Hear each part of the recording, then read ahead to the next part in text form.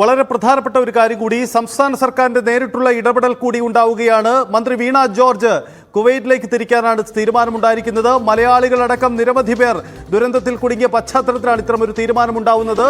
ഇതടക്കമുള്ള പ്രധാനപ്പെട്ട തീരുമാനങ്ങളാണ് അല്പസമയം മുമ്പ് ചേർന്ന പ്രത്യേക മന്ത്രിസഭാ യോഗത്തിൽ കൈക്കൊണ്ടിരിക്കുന്നത്. ദുരന്ത ബാധിതർക്ക് പ്രത്യേക ധനസഹായവും പ്രഖ്യാപിച്ചു എന്ന സൂചനകൾ കൂടി പുറത്തു വരുന്നുണ്ട്. ഇതാണ് പ്രധാനപ്പെട്ട നീക്കം. ബി അരുൺ നമുക്കൊപ്പം ചേരുന്നു. അരുൺ, മന്ത്രി നേരിട്ട് തിരിക്കുന്നു. ഇതിനപ്പുറം സംസ്ഥാന സർക്കാർ സ്വീകരിക്കുന്ന നടപടികൾ എങ്ങനെയാണ്? ആരോഗ്യമന്ത്രി വീണ ജോർജാണ് സംസ്ഥാന സർക്കാരിന്റെ പ്രതിനിധിയായി കുവൈറ്റിലേക്ക് പോകുന്നത്. ജീവൻ ബാബു IAS മന്ത്രിക്കൊപ്പം ഉണ്ടാകും. മരിച്ചവരുടെ കുടുംബങ്ങൾക്ക് സർക്കാർ 5 ലക്ഷം രൂപ ധനസഹായം പ്രഖ്യാപിച്ചു. പരിക്കേറ്റവർക്ക് 1 ലക്ഷം രൂപ വീതവും ധനസഹായം നൽകും. ഇന്ന് പ്രത്യേക മന്ത്രിസഭാ യോഗമാണ് ഇതിനായി ചേർന്നത്. മന്ത്രിസഭാ അല്പസമയം മുമ്പ് അവസാനിച്ചു. മന്ത്രിസഭാ യോഗത്തിലെ തീരുമാനങ്ങളാണ്. അല്പസമയത്തിന് ഔദ്യോഗിക പ്രഖ്യാപനം ഉണ്ടാകും. ഏതായാലും മന്ത്രി വീണ ജോർജ് ഇന്ന് തന്നെ ഉച്ചയ്ക്ക് തന്നെ കുവൈറ്റിലേക്ക് തിരിക്കുമെന്നാണ് അറിയാൻ കഴിയുന്നത്. മന്ത്രി ഔദ്യോഗികമായ കാര്യം മന്ത്രി ഇതുവരെ സ്ഥിരീകരിച്ചിട്ടില്ല. പത്രത്തിൽ അദ്ദേഹം അവർ മാധ്യമങ്ങളെ കണ്ടപ്പോഴും ആ തീരുമാനം അവർ പറഞ്ഞിട്ടില്ല. പക്ഷേ ക്യാബിനറ്റ് തീരുമാനം ഇതാണ്. മന്ത്രി വീണ ജോർജും ജീവൻ ബാബു IAS മലയാളി സർക്കാർ കേരള സർക്കാരിന്റെ പ്രതിനിധികളായിട്ട് ഈ ദുരിതാശ്വാസ പ്രവർത്തനങ്ങൾക്കടക്കം ഏകോപനത്തിനായി കുവൈറ്റിലേക്ക് തിരിക്കും. അരുൺ, ഈ സംസ്ഥാന സർക്കാർ എന്തായാലും നിലവിലുള്ള അവിടുത്തെ സാഹചര്യങ്ങൾ വിലയിരുത്തുകയാണ്. കേന്ദ്ര സർക്കാരിന്റെ ഒരു പ്രതിനിധി സംഘമോ ഇപ്പോൾ തന്നെ അവിടേക്ക് യാത്ര തിരിച്ചിട്ടുണ്ട്. അല്പസമയം മുമ്പ് വീണ ജോർജ് ആകാശ് എന്ന പന്തളത്ത് മരണപ്പെട്ട ആളുടെ ആ കുട്ടിയുടെ വീട്ടിൽ സന്ദർശനം നടത്തി മന്ത്രി ഇപ്പോൾ അവിടുന്ന് പിരിഞ്ഞതേ ഉള്ളൂ. എന്തായാലും വേഗത്തിൽ തീരുമാനങ്ങൾ ഉണ്ടാകുന്നു എന്ന് വേണം മനസ്സിലാക്കാൻ. പ്രത്യേകിച്ച് മലയാളികൾ ഇത്ര അധികം അപകടത്തിൽപ്പെടുന്നു എന്നൊരു പശ്ചാത്തലത്തിലാണോ ഇത്ര വേഗത്തിൽ നടപടികൾ കാര്യങ്ങൾ ഉണ്ടാവുന്നത്? അതുതന്നെയാണ്. ഇത്രയധികം മലയാളികൾ അപകടത്തിൽപ്പെടുന്നു. വലിയ ആശങ്ക അവരുടെ കുടുംബാംഗങ്ങൾക്ക് ഉണ്ടാകുന്നു. നമുക്കറിയാം ഓരോ കുടുംബങ്ങളുടെ ഇപ്പോഴത്തെ അവസ്ഥ വളരെ ദയനീയമായ ദാരുണമായ സംഭവമാണ് ഉണ്ടായത്. അതുകൊണ്ട് തന്നെ പരമാവധി ആശ്വാസ നടപടികൾ എത്തിക്കുകയാണ് സർക്കാരിന്റെ ലക്ഷ്യം. അതിന്റെ ഭാഗമായാണ് ഇന്ന് അടിയന്തര മന്ത്രിസഭാ യോഗം ചേർന്നത്. മറ്റൊരു രാജ്യത്താണ് എങ്കിലും സംസ്ഥാന സർക്കാർ നേരിട്ട് ഇടപെടുന്നതിന് പരിമിതികളുണ്ട്. അത് മറികടന്നുകൊണ്ടുള്ള നീക്കമാണ് ഇപ്പോൾ സർക്കാർ നടത്തുന്നത്. മലയാളി സംഘടനയുടെ സഹായവും നേരത്തെ തന്നെ സർക്കാർ തേടിയിരുന്നു. നോർക്ക ഇന്നലെ ഹെൽപ്പ് ഡെസ്ക് ആരംഭിച്ചിരുന്നു. അവിടെയുള്ള മലയാളികളുടെ വിലാസം, കോൺടാക്ട് നമ്പർ അടക്കം നൽകിക്കൊണ്ടാണ് ഹെൽപ്പ് ഡെസ്ക് പ്രവർത്തിക്കുന്നത്. അതിന്റെ തുടർച്ചയായാണ് ഇന്ന് അടിയന്തര മന്ത്രിസഭായോഗം ചേരുകയും ഇത്തരമൊരു തീരുമാനത്തിലേക്ക് എത്തുകയും ചെയ്തത്. അതാണ് സാഹചര്യം. എന്തായാലും സംസ്ഥാന സർക്കാരിന്റെ ഭാഗത്തു നിന്നും ആശ്രിതർക്ക് ധനസഹായ പ്രഖ്യാപനമുണ്ട്. മരിച്ചവരുടെ കുടുംബങ്ങൾക്ക് 5 ലക്ഷമാണ് ധനസഹായം പ്രഖ്യാപിച്ചിരിക്കുന്നത്. പരിക്കേറ്റവർക്ക് 1 ലക്ഷം രൂപയും സംസ്ഥാന സർക്കാരിന്റെ സഹായം വരും. കേന്ദ്ര സർക്കാർ നേരത്തെ മരണപ്പെട്ടവരുടെ ആശ്രിതർക്ക് 2 ലക്ഷം രൂപയുടെ ധനസഹായം പ്രഖ്യാപിച്ചിരുന്നു. അതിന് പിന്നാലെയാണ് ഇത്തരമൊരു തീരുമാനം കൂടി ഉണ്ടാവുന്നത്. എന്തായാലും നിലവിലുള്ള സാഹചര്യത്തിൽ മന്ത്രിയുടെ നേതൃത്വത്തിലുള്ള ഒരു ഉദ്യോഗസ്ഥ സംഘം തന്നെ കുവൈറ്റിന് തിരിക്കാനാണ് തീരുമാനം. മന്ത്രി വീണ ജോർജിന് നേതൃത്വം നൽകും. ജീവൻ ബാബു IAS ഈ സംഘത്തിലുണ്ടാവും. മറ്റ് നോർക്കയുടെയും ഉദ്യോഗസ്ഥരുടെ സാന്നിധ്യം ഉണ്ടാവാനുള്ള സാധ്യതയുണ്ട്. ഇതാണ് നിലവിലുണ്ടായിരിക്കുന്ന തീരുമാനം. ഇപ്പോൾ തന്നെ നോർക്ക അവിടെ ഹെൽപ്പ് ഡെസ്ക് ആരംഭിച്ചിട്ടുണ്ട്. ബന്ധപ്പെട്ട നമ്പറുകൾ നൽകിയിട്ടുണ്ട്. മലയാളികൾക്ക് ബന്ധപ്പെടാനുള്ള വിവരങ്ങൾ ലഭ്യമായിട്ടുണ്ട്. ഒപ്പം 12 മരണങ്ങൾ സംഭവിച്ചു എന്നതാണ് സംസ്ഥാന സർക്കാരിന് ഔദ്യോഗികമായി ഇതുവരെ ലഭിച്ചിരിക്കുന്ന വിവരം. മറ്റ് കണക്കുകൾ ഒരുപക്ഷെ ഇനിയും വരാനിരിക്കുകയാണ്. നമ്മൾ നേരത്തെ കണ്ടതാണ്. അല്പസമയം മുമ്പാണ് നിരണം സ്വദേശിയായ ഒരാളുടെ കൂടി മരണം സ്ഥിരീകരിച്ചിരിക്കുന്നത്. ഇങ്ങനെ പുതിയ വിവരങ്ങൾ ബന്ധുക്കൾക്ക് ലഭിക്കുകയാണ്. ഇതുവരെയും ഒരു ഔദ്യോഗിക സ്വഭാവത്തിൽ ഈ മരണസംഖ്യയോ പരിക്കേറ്റവരുടെ എണ്ണവോ ക്രോഡീകരിക്കാൻ ഇതുവരെയും കഴിഞ്ഞിട്ടില്ല എന്നതാണ് ഈ ദുരന്തത്തിൻ്റെ ഈ ഒരു പശ്ചാത്തലം ഒരുക്കുന്നത്. സുവി തുടരുന്നുണ്ട്. സുവി, ഇന്നലെ ഈ മരണം നടന്ന് ഇന്ത്യൻ മാധ്യമങ്ങൾ അടക്കം ഈ വാർത്ത അതിൻ്റെ ആ ഗ്രാവിറ്റിയിൽ, ആ ഒരു വലിപ്പത്തിൽ റിപ്പോർട്ട് ചെയ്യപ്പെടുമ്പോൾ മണിക്കൂറുകൾ പിന്നിട്ടിരുന്നു. യഥാർത്ഥത്തിൽ ആ മരണത്തിൻ്റെ വ്യാപ്തി തിരിച്ചറിയപ്പെടാൻ വൈകി എന്നൊരു പശ്ചാത്തലം കൂടിയുണ്ട്. ഒപ്പം ഇതുവരെയും ഔദ്യോഗിക വിവരങ്ങൾ പൂർണ്ണമായും നമുക്ക് ലഭ്യമല്ല. കേന്ദ്ര സർക്കാരിൻ്റെ പ്രതിനിധി സംഘം അങ്ങോട്ടേക്ക് യാത്ര തിരിച്ചു. അവരവിടെ എത്തുന്നതേ ഉള്ളൂ. സംസ്ഥാന സർക്കാരും ഒരു സംഘത്തെ അയക്കുന്നു. ഇങ്ങനെ ഈ അയച്ചെങ്കിൽ മാത്രമേ ഇത്തരത്തിൽ ഒരു ഔദ്യോഗിക മുഖം ഇതിനുണ്ടാവുകയുള്ളൂ എന്നൊരു സാഹചര്യമുണ്ട്. ഓരോ ദിവസവും ഓരോ മണിക്കൂറിലും പുതിയ റിപ്പോർട്ടുകൾ വരുന്നു, മരണസംഖ്യ ഏറുന്നു എന്നതാണ് പശ്ചാത്തലം. എന്തായാലും സംസ്ഥാന സർക്കാരിൻ്റെ ഈ വിലയിരുത്തലുകളുടെ അടിസ്ഥാനത്തിൽ മരണസംഖ്യയിൽ ഇനിയും മാറ്റമുണ്ടായേക്കാം, അല്ലേ? സജിത്, ഈ കുവൈറ്റ് ദുരന്തം നടന്ന 24 മണിക്കൂറിനോട് അടുക്കുമ്പോഴും നമുക്ക് ആരെല്ലാമാണ് മരിച്ചത് എന്ന കാര്യത്തിൽ ഒരു സ്ഥിരീകരണം നൽകാൻ കഴിയുന്നില്ല എന്നതാണ് ഏറ്റവും പ്രധാനം. സംസ്ഥാന സർക്കാരിന്റെ ഔദ്യോഗിക കണക്കുകളിൽ 12 മരണം എന്നാണ് പറയുന്നത്. പക്ഷേ ബന്ധുക്കൾക്ക് ലഭിച്ച വിവരത്തിന്റെ അടിസ്ഥാനത്തിൽ ഇപ്പോൾ 15 മരണങ്ങൾ സ്ഥിരീകരിച്ചിരിക്കുകയാണ്. ഏറ്റവും പുതിയതായി പത്തനംതിട്ടയിൽ ഒരാളാണ് മരിച്ചിരിക്കുന്നത്.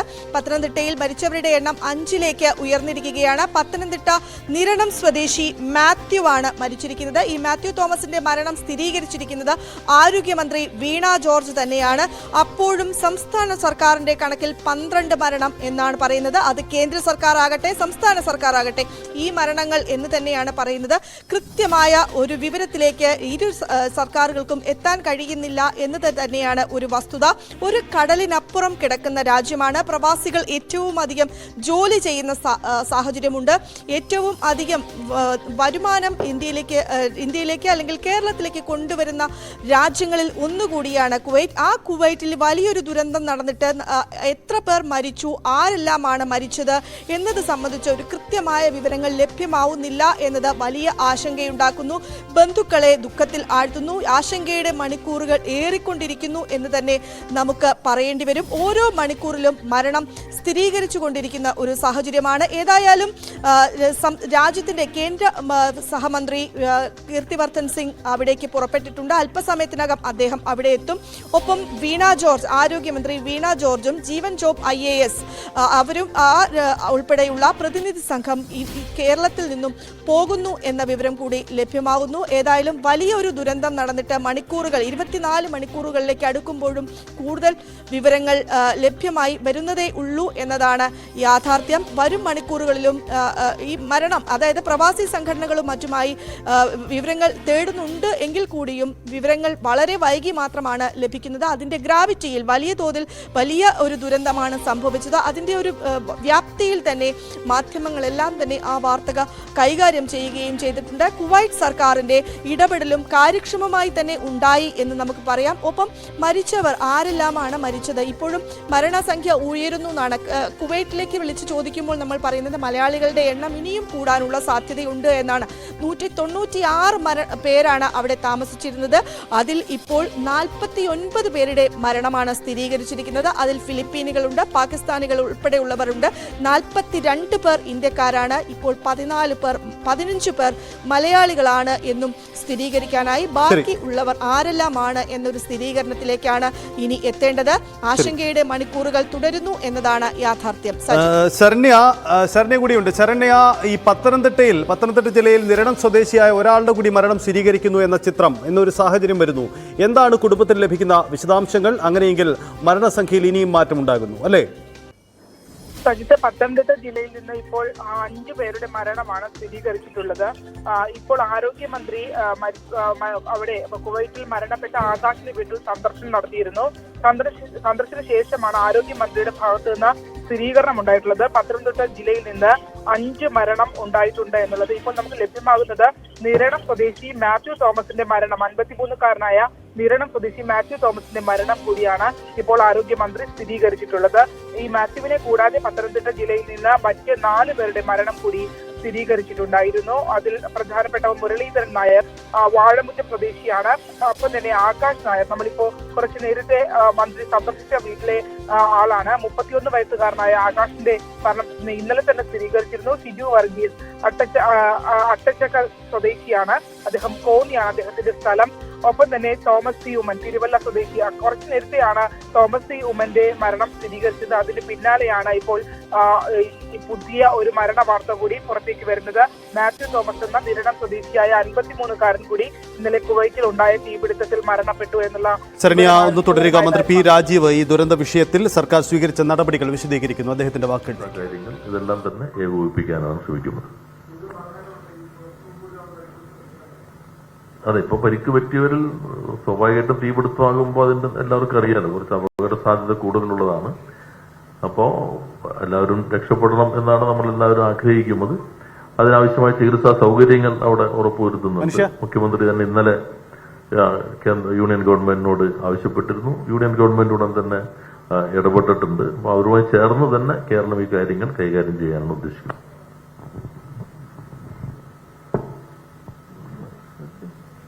യെസ്, അതാണ് സാഹചര്യം. എന്തായാലും ഞെട്ടിക്കുന്ന കാര്യമാണ് സംസ്ഥാന സർക്കാർ സ്വീകരിക്കുന്ന നടപടികൾ. അതിൻ്റെ വിശദാംശങ്ങളാണ് മന്ത്രി വ്യക്തമാക്കുന്നത്. ഏറ്റവും പുതിയതായി ലഭിക്കുന്ന വിവരമനുസരിച്ച് വീണ്ടും ഒരു മരണം കൂടി റിപ്പോർട്ട് ചെയ്യുന്നു എന്നതാണ്. അത് മലപ്പുറത്ത് നിന്നാണ് എന്ന വിവരം കൂടി വരുന്നത്. മലപ്പുറം തിരൂർ കൂട്ടായി കോതപ്പറമ്പ് സ്വദേശി നൂഹ്, 41 വയസ്സുള്ള നൂഹിൻ്റെ മരണം കൂടി റിപ്പോർട്ട് ചെയ്യപ്പെടുന്നു എന്ന സാഹചര്യം കൂടിയുണ്ട്. ഇത്തരം സാഹചര്യങ്ങൾ എന്തായാലും ആശങ്കപ്പെടുന്ന സാഹചര്യമായി മാറുന്നു എന്നതാണ് സാഹചര്യം. എന്തായാലും സംസ്ഥാന സർക്കാരും ഈ വിഷയത്തിൽ അടിയന്തര നടപടികളുമായി മുന്നോട്ട് പോകുന്നു എന്നതാണ്. സംസ്ഥാന സർക്കാരും കൂടുതൽ ധനസഹായം പ്രഖ്യാപിച്ചിട്ടുണ്ട്. സുവി തുടരുന്നുണ്ട്. സുവി, എന്താണ് സംസ്ഥാന സർക്കാരിൻ്റെ ആക്ഷൻ പ്ലാൻ എങ്ങനെയാണ്? മന്ത്രി വിശദീകരിക്കുന്നത് എങ്ങനെയാണ്?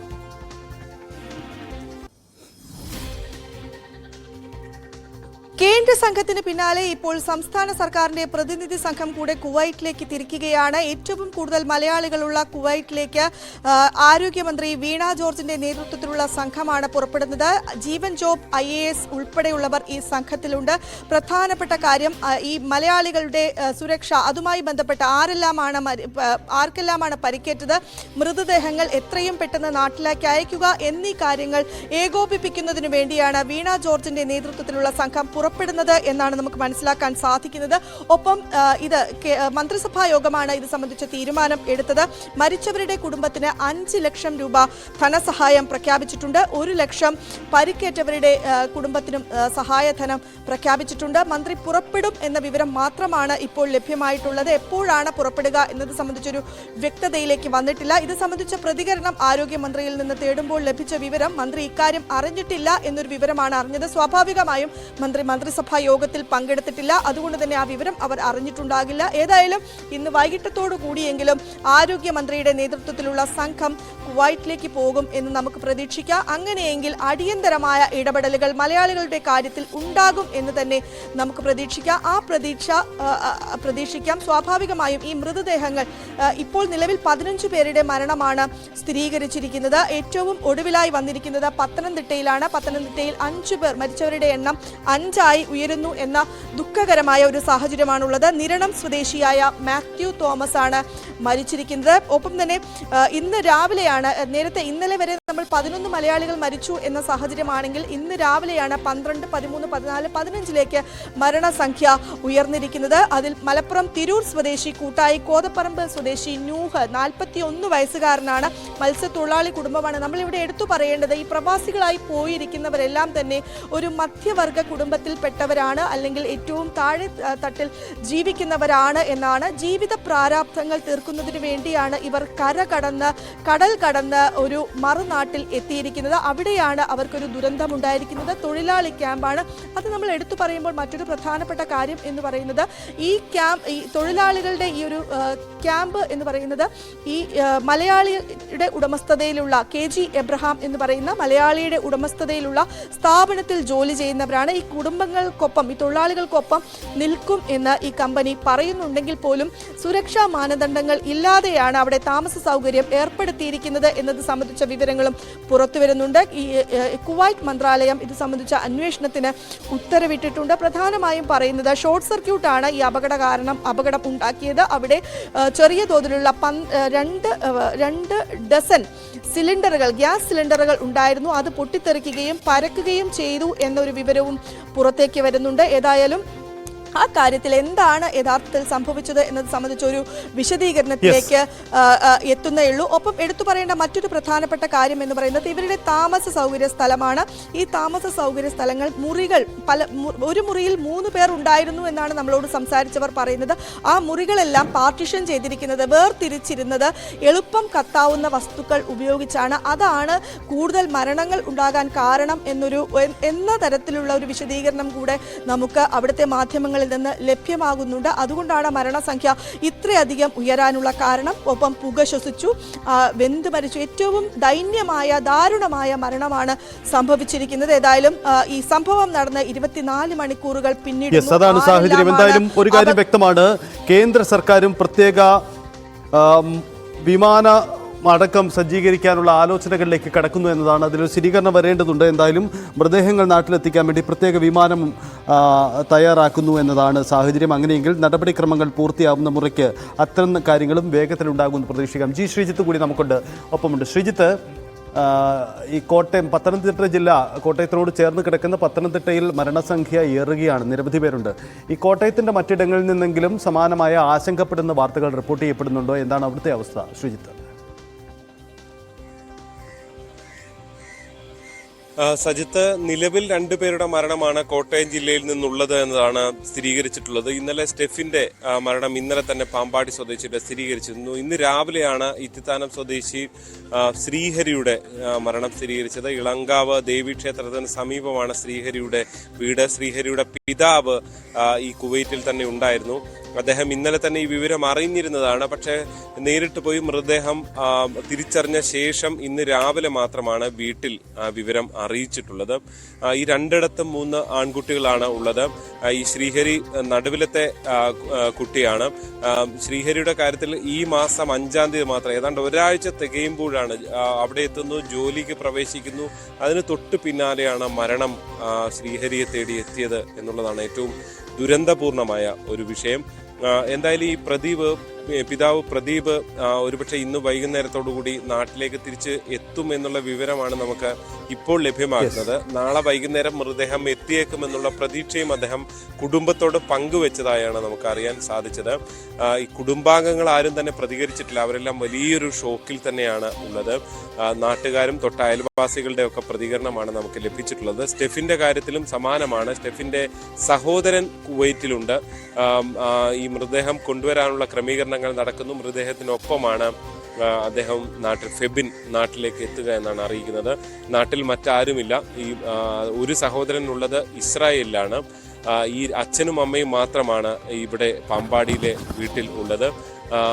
അച്ഛൻ ക്യാൻസർ ബാധിതനാണ് എന്നുള്ള വിവരവും നമുക്ക് ലഭിക്കുന്നുണ്ട്. എന്തായാലും 2 പേരുടെ ബന്ധുക്കൾ അവിടെ ഉള്ളതുകൊണ്ട് തന്നെ മൃതദേഹം കൊണ്ടുവരുന്നതിന് അത്തരത്തിലുള്ള ഇടപെടലുകൾ അവരുടെ ഭാഗത്ത് നിന്ന് ഉണ്ടായിട്ടുണ്ട് എന്ന് തന്നെയാണ് നമുക്ക് ലഭ്യമാകുന്ന വിവരം. എന്തായാലും വലിയ ദാരുണമായ വാർത്തയാണ്.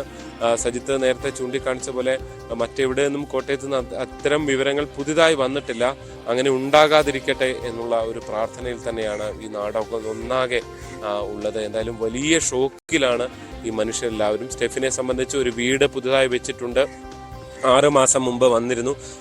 അടുത്ത മാസം ഇവിടെ എത്തുകയും പരമാവധി വീട്ടിലേക്ക് താമസം മാറുന്നതിനുള്ള ശ്രമങ്ങളാണ് സ്റ്റെഫിനും കുടുംബവും ഒക്കെ നടത്തിയിരുന്നത് എന്നുള്ളതാണ് നമുക്ക് വീടുകളിലെത്തുമ്പോൾ അറിയാൻ സാധിച്ചത്. സജിത്ത്, അതാണ് ശ്രീജിത്ത് സൂചിപ്പിക്കുന്നതാണ് ആ ചിത്രം. ദുരന്ത ചിത്രമാണ് മാറുന്നത്. ഇതിനിടയിൽ ചില രാഷ്ട്രീയ വിവാദങ്ങൾ കൂടി ഇതുമായി ബന്ധപ്പെട്ട് ഉയർന്നു വരുന്നുണ്ട്. കേന്ദ്ര സർക്കാർ വേണ്ടത്ര ആർജവമുള്ള നടപടി എടുക്കുന്നില്ല എന്ന നിലപാട് സ്വീകരിച്ചിരിക്കുന്നത് ശശി തരൂരാണ്. പ്രധാനമന്ത്രി യോഗത്തിന് ശേഷം കുടുംബത്തിലെ ആശ്രിതർക്കുള്ള ധനസഹായം സംബന്ധിച്ച കാര്യങ്ങൾ മാത്രമേ പ്രഖ്യാപിച്ചുള്ളൂ. അതിനപ്പുറത്തേക്ക് എങ്ങനെ അവിടുത്തെ ജീവനുകൾ രക്ഷിക്കാം എന്നത് സംബന്ധിച്ച ആലോചനകളോ പദ്ധതികളോ കേന്ദ്ര സർക്കാരിനില്ല എന്ന് വിമർശനം ഉന്നയിച്ചത് കോൺഗ്രസ് നേതാവ് ശശി തരൂരാണ് എന്ന പശ്ചാത്തലം കൂടി ഉണ്ട്. ആ തരത്തിൽ ഈ വിവാദം മാറുകയാണ്. എന്തായാലും വരുന്ന മണിക്കൂറുകൾ നിർണായകമാണ്. ഒന്ന്, കേന്ദ്ര സർക്കാരിൻ്റെ സംഘം, മന്ത്രിയുടെ നേതൃത്വത്തിലുള്ള സംഘം അവിടെ ഉടൻ തന്നെ എത്തിച്ചേരും. അങ്ങനെയെങ്കിൽ അവിടുത്തെ തുടർ നീക്കങ്ങൾ എങ്ങനെയാവണം, സംസ്ഥാനത്ത് നിന്നും എങ്ങനെയാണ് തുടർ നീക്കങ്ങൾ നടക്കുന്നത് എന്ന പ്രധാനപ്പെട്ട കാര്യം കൂടിയുണ്ട്.